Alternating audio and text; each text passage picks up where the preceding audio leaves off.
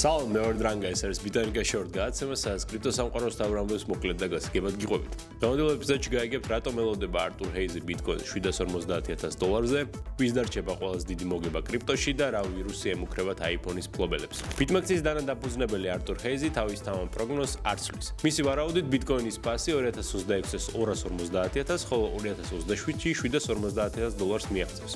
ჰეიზი ამბობს, რომ ახლა მთავარი არა ტექნიკური გრაფიკები, არამედ ბაზარზე ფულის რაოდენობაა. ის ფიქრობს, რომ ტრამპის ადმინისტრაციას ეკონომიკის გადასარჩენად ბევრი ფულის დაბეჭდვა მოუწევს.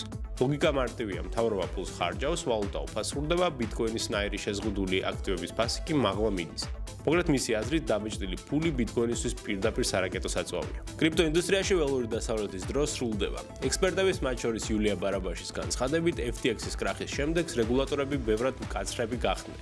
ბაზარი, რომელიც ადრე ნაცისფერ ზონაში იყო, ახლა მკაცრ ჩარჩოებში ექცევა და კომპანიებს წესების დაცვას აიძულებენ.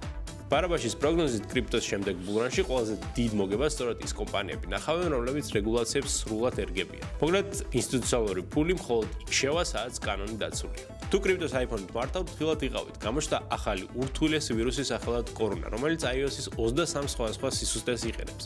ის მუშაობს ჩუმად. საკმარისია დაინფიცირებულ საიტზე შეხვიდეთ და ვირუსი ავტომატურად იპარავს თქვენს საიდუმლო ფრაზებს, სკანირებს ფოტოებში შენახულ QR კოდებს და აცარიელებს კრიპტოს საფულეებს.